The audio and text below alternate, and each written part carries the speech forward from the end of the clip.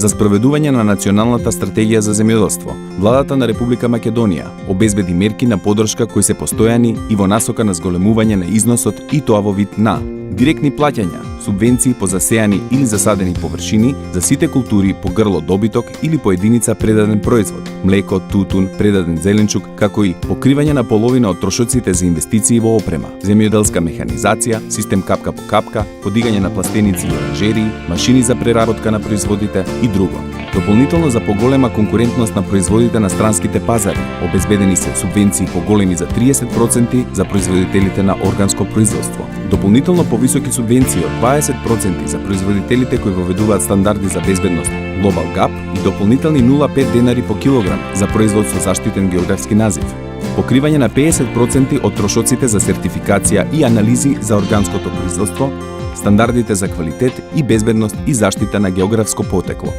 Субвенционирање на 60% од вредноста на полисата за осигурување на земјоделските површини, покривање на 70% од трошоците за агрохемиски и педолошки анализи на почвата за правилно ѓубрење. За земјоделците во ридско-планинските подрачја, субвенциите се зголемуваат за дополнителни 15%. Дополнителни субвенции има и за младите земјоделци и жените. ФАО и Светската банка предвидуваат загрижувачка тенденција на поскапување на храната. Затоа владата на Република Македонија се грижи за нашето земјоделство. Со тоа се грижи за нашата иднина.